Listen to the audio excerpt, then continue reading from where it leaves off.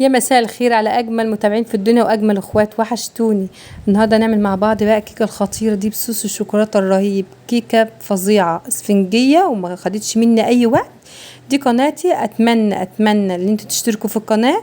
اشتراك يشرفني، ولايك للفيديو الجميل ده، وفعلوا الجرس على الكل عشان كل جديد يوصل لكم ويجي لكم اشعار ان انا نزلت فيديو جديد النهارده.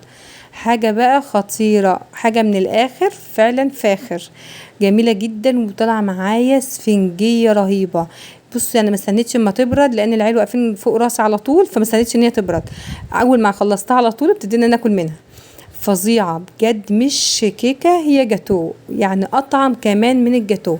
ما خدتش مني وقت وطلباتها موجوده في كل بيت، حاجات بسيطه خالص وهتطلع معاك الكيكه الفظيعه دي بصوص الشوكولاته الرهيب ده. وهنشوف المقادير دلوقتي. المقاديرها حاجات بسيطه خالص: كوبايه سكر، و3 معالق من الكاكاو او نص كوبايه من الكاكاو الخام المر، وكوبايه لبن، وكوبايه الا ربع من الزيت. كله ده نخلطه كله في الخلاط. وشايفين الكاكاو كوبايه الا ربع او 3 معالق هرميين من الكاكاو المر. وهبتدي ازود الزيت واحده واحده كده في الخلاط. شايفين؟ هبتدي بقى ايه، اجيب الخلاط كده واقوم عاملاها ضربه كده كويسه. عندكم مضرب يدوي، عايزين تعملوه بايديكم مش ضروري خلاط، باي حاجه ممكن تتعمل بالمضرب اليدوي، ممكن تسد. هبتدي اضرب بقى فيها كويس وانزل بالزيت حبه حبه كده. هي هتوسخ لي الدنيا شويه بس مش مشكله.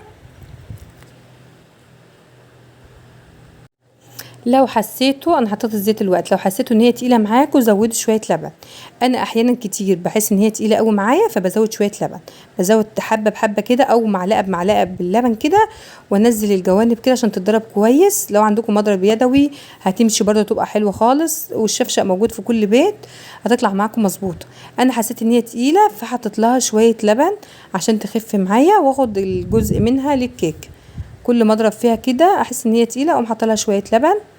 هي خلاص خلصت معايا اهي. هاخد جزء منها في الكوبايه وعينه في التلاجة، وناخد الجزء التاني ايه بقى، نخلط معاه البيض واللبن. شايفين الجزء ده؟ خلاص كده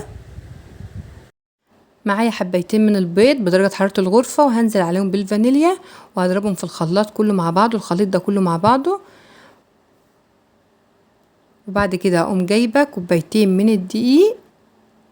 بعد ما اضرب الخليط ده كويس هنضف الشفشق بس كده والجوانب عشان خاطر يتضرب كويس. ومعايا بيكنج باودر او شيف كيك الموجود.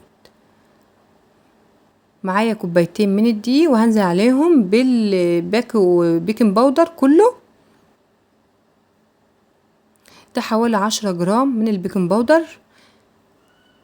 وهنزل بقى بالخليط السائل ده معايا على الدقيق، وافضل اخلط كويس بالمضرب اليدوي اللي في ايدي. عندكم مضرب كهربائي اضربوا بمضرب كهربائي، لان الخلاط مش هيقدر يقاوم الخليط الدقيق مع السوائل، لان الدقيق هيبقى تقيل شويه، عايز مضرب كهرباء.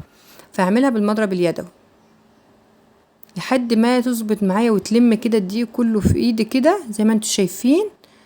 وهسخن درجة حرارة الفرن هتبقى على 180، واحط على الرف الوسطاني. يعني انا اكون مسخنه الفرن قبلها عشان ادخل الكيكه وهو الفرن سخن على درجة حرارة 180. نضفت الشفشة خالص اهو.